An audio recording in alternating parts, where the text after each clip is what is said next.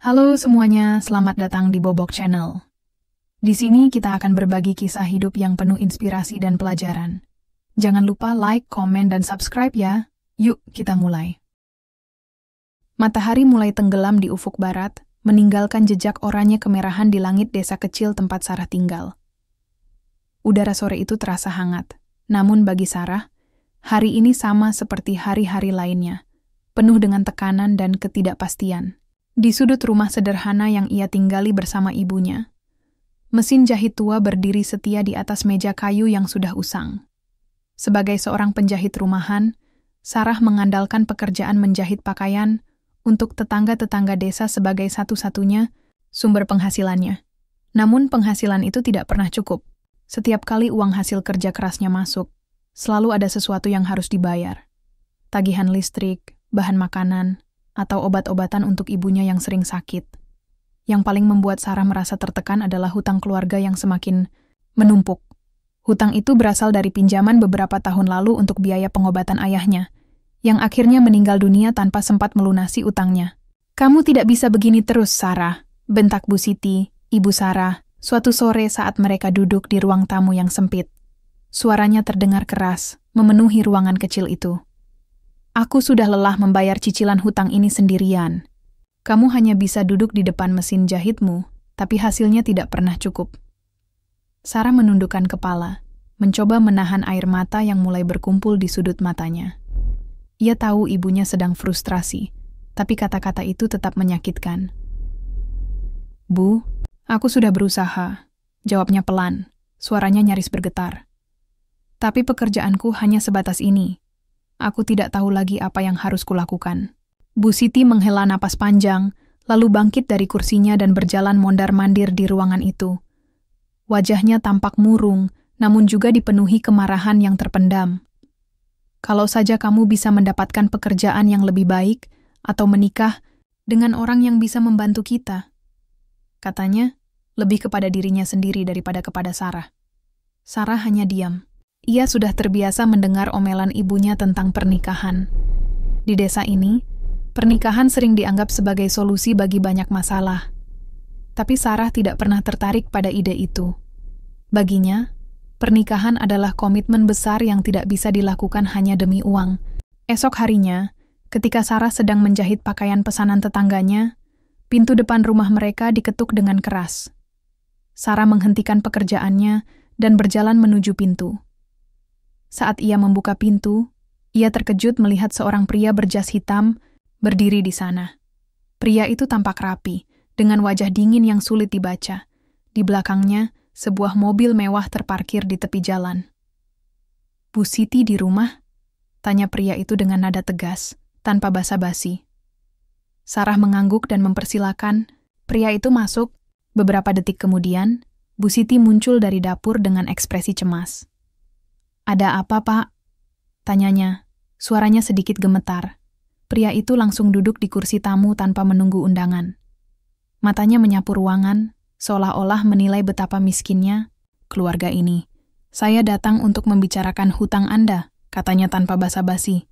"Anda sudah telat membayar cicilan selama 3 bulan. Jika tidak segera dilunasi, saya akan mengambil tindakan tegas." Bu Siti tampak semakin tegang. "Maafkan saya, Pak. Kami sedang kesulitan, tapi saya pasti akan membayarnya. Hanya butuh waktu. Sedikit lagi?" "Tidak ada waktu lagi," potong pria itu dengan tegas. "Saya sudah sabar, tapi batas toleransi saya sudah habis." Sarah hanya bisa diam, merasa cemas melihat situasi ini. Namun, beberapa saat kemudian, pria itu tiba-tiba tersenyum tipis. "Ada satu cara agar hutang Anda lunas," katanya, membuat kedua wanita itu menatapnya dengan heran. "Apa maksud Bapak?" tanya Bu Siti hati-hati. Pria itu menyandarkan tubuhnya di kursi, seolah-olah menikmati momen ini. "Anak saya butuh istri. Jika anak Anda mau menikah dengannya, maka semua hutang Anda akan dilunasi." Sarah terperanjat mendengar permintaan itu. "Apa? Menikah? Tanpa perkenalan? Ini tidak masuk akal." Protesnya spontan. Namun Bu Siti tampak berpikir keras. Matanya berkilat seolah melihat harapan baru. Siapa anak Bapak? Apakah dia baik-baik saja? Itu bukan urusan Anda, jawab pria itu dingin. Yang penting, hutang Anda akan lunas. Anak saya tidak akan menyusahkan. Dia hanya butuh seseorang untuk merawatnya. Sarah merasa dadanya sesak. Ia tidak bisa percaya bahwa ibunya bahkan mempertimbangkan ide gila ini. Bu, kita tidak bisa melakukan ini. Ini tidak adil, katanya, suaranya meninggi. Namun, Bu Siti sudah terlanjur putus asa. Sarah, ini satu-satunya cara. Kita tidak punya pilihan lain. Sarah menatap ibunya dengan mata berkaca-kaca. Ia tahu ibunya sedang berada di ambang keputusasaan, tapi bagaimana bisa ia mengorbankan hidupnya hanya demi melunasi hutang? Setelah beberapa saat terdiam, Sarah akhirnya menundukkan kepala. Baiklah, katanya dengan suara pelan, hampir tak terdengar. Aku akan melakukannya. Pria itu tersenyum puas. Keputusan yang bijak, katanya, lalu bangkit dari kursinya. Persiapkan segalanya, pernikahan akan dilaksanakan minggu depan. Setelah pria itu pergi, Sarah duduk di kursi dengan tubuh gemetar. Ia tidak tahu apa yang akan terjadi, tapi satu hal yang ia yakini, hidupnya tidak akan pernah sama lagi. Hari-hari setelah kedatangan pria berjas itu berlalu dengan cepat, namun bagi Sarah, rasanya seperti hidup dalam mimpi buruk yang tak kunjung berakhir. Persiapan pernikahan dilakukan begitu mendadak, tanpa ada waktu untuk berpikir panjang atau bahkan bertemu calon suaminya. Bu Siti tampak sibuk mengatur segalanya, seolah-olah ini adalah pernikahan impian yang selama ini ia idam-idamkan untuk putrinya. Namun, bagi Sarah, semua ini terasa seperti hukuman. Kenapa aku tidak boleh bertemu dulu dengannya? Tanya Sarah suatu sore, saat ibunya sedang mencoba gaun pengantin yang disewa dari penjahit desa. Suaranya terdengar lelah dan penuh keputusasaan. Bu, Siti menoleh sejenak dari cermin, lalu melanjutkan memperbaiki kerutan di gaun itu. Ini sudah keputusan mereka, Nak. Kita hanya perlu mengikuti apa kata keluarga itu. Jawabnya santai, seolah-olah tidak menyadari betapa besar tekanan yang dirasakan Sarah. Tapi bagaimana kalau dia bukan orang yang baik? Bagaimana kalau dia... Sarah menggantungkan kalimatnya, tak mampu melanjutkan. Ia takut membayangkan kemungkinan-kemungkinan buruk tentang calon suaminya. Bu Siti menghela napas panjang, lalu meletakkan gaun itu di kursi. Sarah, kita tidak punya pilihan lain. Jika kamu tidak mau melakukannya, hutang kita tidak akan lunas. Apakah kamu ingin kita kehilangan rumah ini? Sarah menundukkan kepala, merasa terjebak dalam situasi yang tidak bisa ia kendalikan. Ia tahu ibunya benar, mereka tidak punya pilihan lain, tapi tetap saja, rasa takut dan cemas terus menghantuinya. Akhirnya, hari pernikahan tiba. Sarah bangun pagi-pagi sekali, dengan perasaan campur aduk antara ketakutan, kebingungan, dan sedikit harapan bahwa semuanya akan baik-baik saja. Setelah mandi dan berdandan, ia mengenakan gaun pengantin yang telah disiapkan ibunya. Gaun itu sederhana, tapi cukup cantik untuk ukuran desa mereka. Namun, meskipun penampilannya rapi, wajahnya tampak muram, dipenuhi oleh bayang-bayang kekhawatiran. Saat acara dimulai, Sarah berdiri di depan para tamu bersama seorang penghulu yang didatangkan khusus untuk acara ini. Ia berusaha tersenyum, tapi senyum itu terlihat palsu, seperti topeng yang menutupi kepedihannya. Para tamu tampak bingung melihat ekspresinya, tapi tak ada yang berani bertanya. Kemudian, pintu ruangan dibuka dan calon suaminya masuk. Sarah terperanjat saat melihat pria itu. Ia tidak seperti yang ia bayangkan sama sekali. Pria itu mengenakan setelan jas hitam yang rapi, tapi gerak-geriknya aneh. Ia berjalan dengan langkah-langkah kaku, matanya kosong, dan wajahnya polos seperti anak kecil. Saat ia sampai di depan Sarah, ia tersenyum lebar, seolah-olah tidak menyadari bahwa ini adalah hari pernikahannya. Inilah calon suamimu, bisik Bu Siti di telinga Sarah, suaranya terdengar tegang. Namanya Arif. Sarah hanya bisa diam, air mata mulai mengalir di pipinya. Ia tidak bisa berkata apa-apa. Semua harapannya tentang pernikahan sirna dalam sekejap. Ini bukan pernikahan yang ia impikan. Ini adalah pernikahan yang dipaksakan, dengan seorang pria yang memiliki kondisi mental seperti anak kecil. Acara berlangsung singkat, karena Arif tampak tidak sabar dan sering bergerak-gerak gelisah. Penghulu berusaha menjelaskan prosesi pernikahan dengan sabar, tapi Sarah hampir tidak mendengarkannya. Matanya berkaca-kaca, pikirannya dipenuhi oleh pertanyaan-pertanyaan yang tak terjawab. Bagaimana mungkin aku bisa hidup bersama pria seperti ini? Apa yang harus kulakukan? Para tamu tampak kasihan melihat Sarah. Beberapa dari mereka berbisik-bisik, membicarakan betapa sulitnya nasib gadis itu. Namun, tak ada yang bisa berbuat apa-apa. Ini adalah keputusan yang sudah diambil, dan tidak ada jalan untuk mundur. Setelah ijab kabul selesai, Sarah resmi menjadi istri Arif.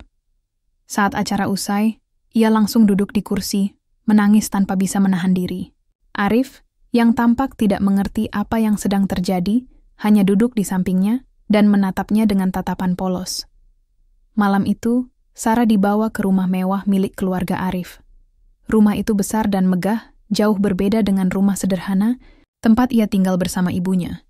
Namun bagi Sarah, rumah itu terasa seperti penjara. Ia tidak tahu bagaimana cara menghadapi Arif, yang perilakunya seperti anak kecil. Setiap kali ia mencoba berbicara dengannya, Arif hanya tertawa atau bermain-main dengan barang-barang di sekitarnya. Di malam pertama mereka, Sarah hanya bisa duduk di tepi tempat tidur, menatap kosong ke arah Arif yang sedang asyik bermain boneka di sudut kamar.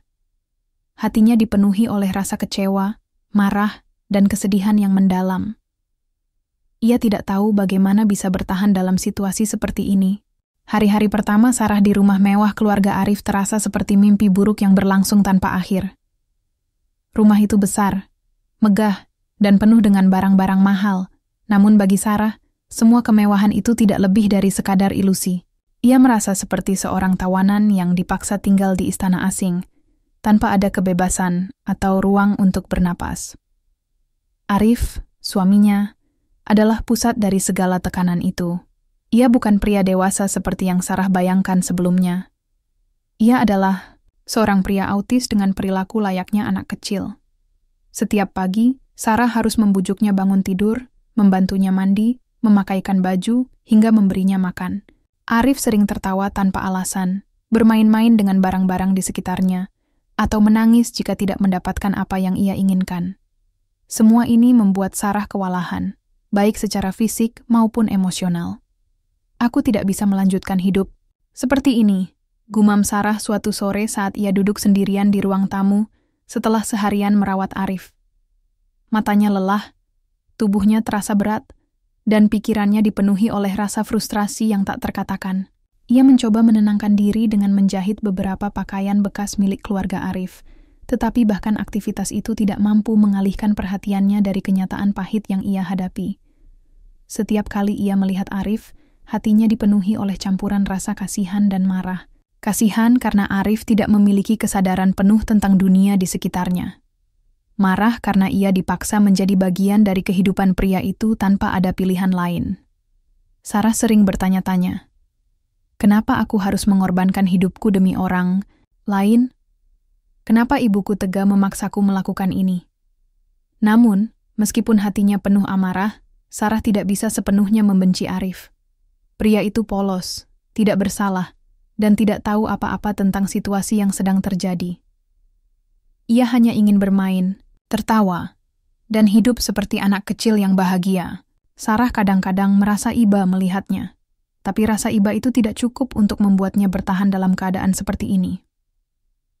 Rumah mewah itu juga menjadi penjara bagi Sarah.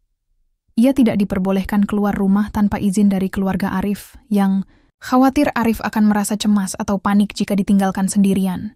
Bahkan ketika Sarah meminta izin untuk pergi ke pasar atau mengunjungi tetangga, permintaannya selalu ditolak dengan alasan bahwa Arif membutuhkan perhatian penuh. Aku tidak bisa terus begini, kata Sarah pada dirinya sendiri, suatu malam saat ia duduk di tepi tempat tidur, menatap kosong ke arah Arif yang sedang tidur pulas. Aku butuh kebebasan. Aku butuh cara untuk kabur. Sejak saat itu, Sarah mulai merencanakan pelariannya. Ia diam-diam menyimpan uang dari hasil menjahit pakaian bekas milik keluarga Arif. Setiap kali ada sisa kain atau pakaian yang rusak, ia memperbaikinya dan menjualnya kepada tetangga di desa terdekat.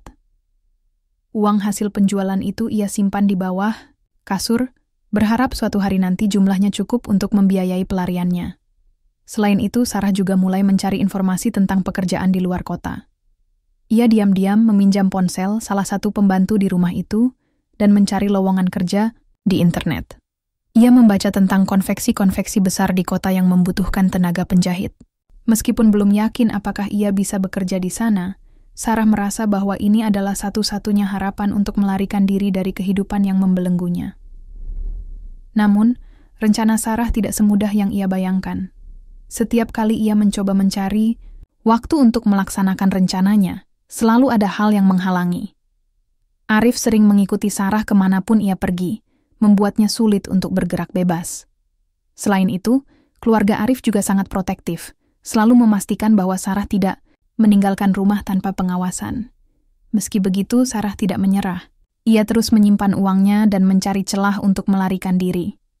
Dalam hatinya, ia berjanji pada diri sendiri bahwa suatu hari nanti ia akan bebas dari semua ini. Suatu malam, saat semua orang sudah tidur, Sarah duduk di depan jendela kamarnya. Menatap langit malam yang gelap, ia memikirkan tentang masa depannya, tentang kebebasan yang ia impikan, dan tentang rasa bersalah yang mungkin akan ia rasakan jika meninggalkan Arif. Namun, di tengah semua keraguannya, satu hal yang ia yakini adalah bahwa ia tidak bisa terus hidup seperti ini. "Aku harus pergi," bisik Sarah pada dirinya sendiri. Air mata mulai mengalir di pipinya. "Aku harus menemukan cara untuk bebas." Malam itu, Sarah memutuskan bahwa inilah saatnya. Setelah berbulan-bulan merencanakan pelariannya dalam diam, ia akhirnya menemukan kesempatan yang tepat. Arif sedang tertidur pulas di kamarnya, sementara keluarganya, yang biasanya sangat protektif, sedang menghadiri acara keluarga di luar kota. Rumah besar itu sunyi. Hanya ada beberapa pembantu yang juga sudah tidur. Ini adalah momen yang tidak boleh disia-siakan. Sarah duduk di tepi tempat tidur. Tangannya gemetar saat ia membuka bungkusan kecil yang berisi uang hasil tabungan selama ini. Jumlahnya tidak banyak, tapi cukup untuk membeli tiket bus ke kota terdekat dan bertahan hidup selama beberapa minggu. Ia sudah mencatat alamat konveksi tempat ia berencana melamar pekerjaan, sebuah pabrik tekstil besar yang sering membutuhkan tenaga penjahit seperti dirinya. Dengan hati-hati, Sarah mengemas barang-barang pentingnya ke dalam tas kecil. Beberapa potong pakaian, alat jahit sederhana, dan surat-surat penting miliknya. Ia tidak membawa apapun yang bisa menimbulkan kecurigaan, hanya barang-barang yang benar-benar dibutuhkan. Sebelum pergi, ia menulis sepucuk surat singkat untuk Arif. Meskipun ia tahu pria itu mungkin tidak akan mengerti isinya. "Arif, maafkan, aku," tulis Sarah dengan tangan gemetar. "Aku harus pergi, karena aku tidak bisa tinggal di sini lagi. Aku harap kamu bisa bahagia bersama keluargamu." Setelah meletakkan surat itu di atas meja rias, Sarah mengambil napas dalam-dalam dan melangkah keluar dari kamar. Hatinya dipenuhi oleh campuran rasa takut, lega, dan bersalah. Ia tahu bahwa langkah ini akan mengubah hidupnya selamanya. Tapi ia juga tahu bahwa ia tidak bisa kembali ke kehidupan sebelumnya. Perjalanan menuju terminal bus terasa seperti mimpi buruk yang berlangsung tanpa akhir. Sarah berjalan dengan hati-hati, memastikan tidak ada yang mengenalinya. Udara malam dingin menusuk kulitnya, tapi ia tidak peduli. Yang penting baginya adalah sampai ke terminal bus sebelum ada yang menyadari kepergiannya. Saat tiba di terminal, Sarah membeli tiket bus ke kota besar yang telah ia incar.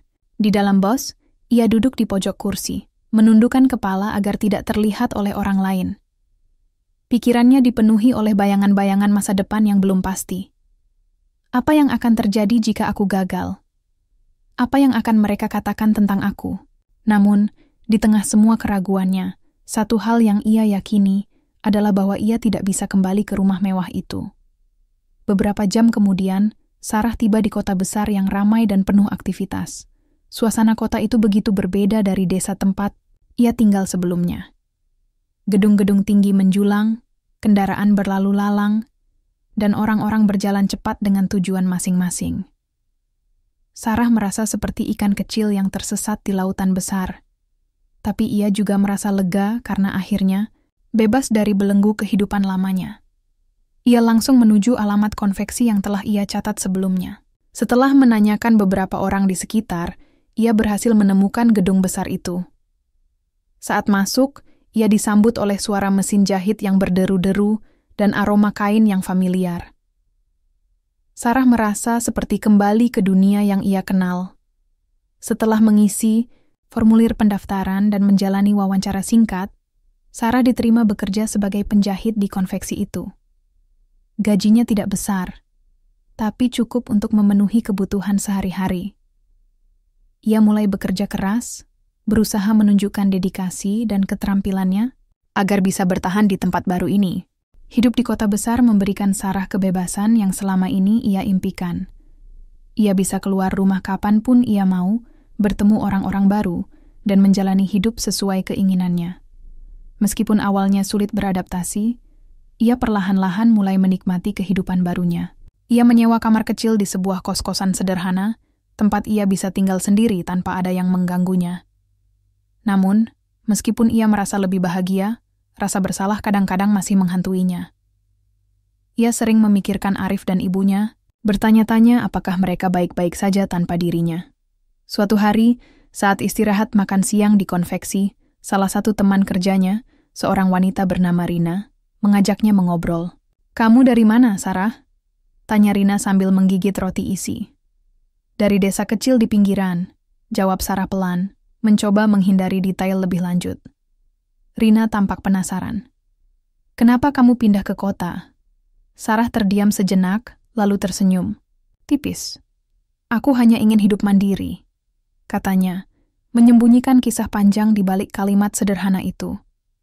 Beberapa bulan kemudian, Sarah mendengar kabar tentang keluarga Arif dari seorang teman lamanya yang kebetulan menghubunginya.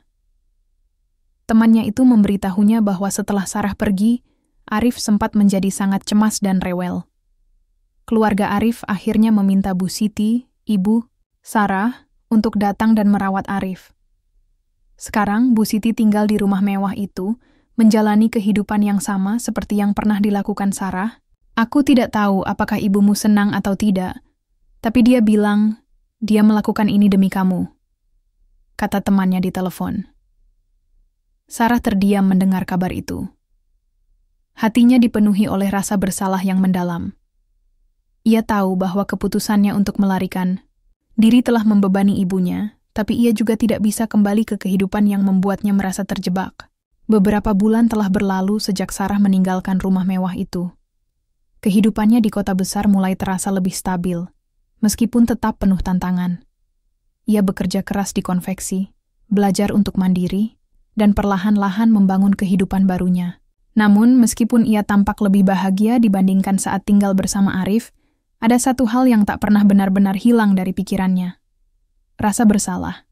Setiap kali ia menyelesaikan pekerjaan jahitan atau berjalan pulang ke kos-kosannya, yang sederhana, pikiran tentang ibu dan Arif selalu menyelinap masuk. Apa yang sedang mereka lakukan sekarang? Apakah Arif baik-baik saja? Apakah ibuku kelelahan merawatnya? Pertanyaan-pertanyaan itu sering membuatnya gelisah, tapi ia tidak tahu apa yang bisa ia lakukan untuk mengubah situasi tersebut. Suatu sore, setelah seharian bekerja di konveksi, Sarah duduk di tepi tempat tidur di kamarnya yang sempit. Matanya menatap kosong ke arah dinding yang retak, pikirannya dipenuhi oleh bayangan masa lalu. Ia mencoba merenungkan keputusannya untuk melarikan diri. Apakah itu adalah langkah yang benar? Ataukah ia hanya menjadi orang yang egois, meninggalkan keluarganya dalam kesulitan? "Aku hanya ingin hidup bahagia," gumam Sarah pada dirinya sendiri, suaranya nyaris tak terdengar. "Tapi kenapa rasanya seperti aku harus membayar harga yang begitu mahal?" Rina, teman kerjanya, pernah memberitahunya bahwa hidup ini adalah tentang pilihan, dan setiap pilihan pasti memiliki konsekuensi. Kata-kata itu terus terngiang di benak Sarah. Ia sadar bahwa keputusannya untuk melarikan diri adalah cara untuk menyelamatkan dirinya sendiri dari tekanan yang terlalu besar. Namun, ia juga tidak bisa mengabaikan fakta bahwa keputusan itu telah membebani ibunya. Pada akhir pekan itu, Sarah memutuskan untuk mengunjungi sebuah taman kota yang tenang. Ia duduk di bangku kayu di bawah pohon rindang, menikmati angin sejuk yang berembus pelan. Di sana ia mulai merenung lebih dalam tentang kehidupannya. Ia membayangkan bagaimana rasanya jika ia kembali ke desa, bertemu dengan Arif dan ibunya, dan mencoba memperbaiki hubungan yang telah rusak. Namun, ia juga membayangkan apa yang akan terjadi jika ia tetap tinggal di kota ini, menjalani hidup barunya tanpa melihat ke belakang. "Aku tidak bisa kembali," kata Sarah pelan, seolah-olah berbicara kepada dirinya sendiri. "Tapi aku juga tidak bisa melupakan mereka." Ia menyadari bahwa ia berada di persimpangan jalan. Ia bisa memilih untuk tetap tinggal di kota dan melanjutkan hidupnya yang baru, atau ia bisa mencoba membantu ibunya dari jauh tanpa harus kembali ke kehidupan yang membuatnya merasa terjebak. Setelah beberapa saat berpikir, Sarah akhirnya menemukan jawabannya. Esok harinya, Sarah pergi ke bank dan mentransfer sebagian uang hasil tabungannya ke rekening ibunya. Meskipun jumlahnya tidak banyak, ia berharap uang itu bisa membantu meringankan beban ibunya dalam merawat Arif.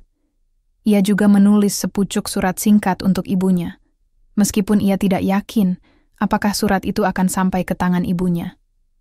"Bu, aku minta maaf karena sudah pergi begitu saja," tulis Sarah dengan hati-hati. "Aku tahu aku sudah membebani ibu, tapi aku tidak bisa kembali ke kehidupan itu.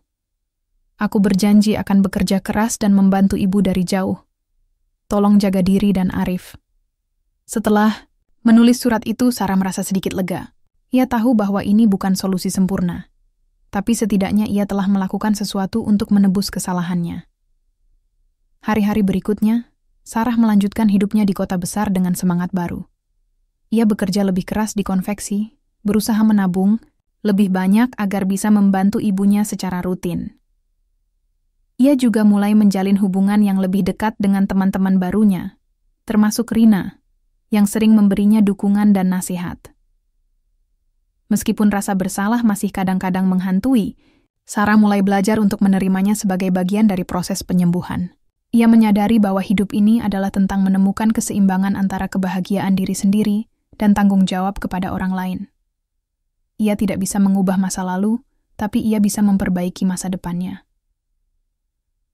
Suatu hari, saat Sarah sedang berjalan, pulang dari konveksi, ia melihat seorang anak kecil bermain di taman kecil di pinggir jalan. Anak itu tertawa riang, berlarian tanpa beban. Sarah tersenyum tipis melihatnya, lalu melanjutkan langkahnya. Dalam hatinya, ia berdoa agar Arif juga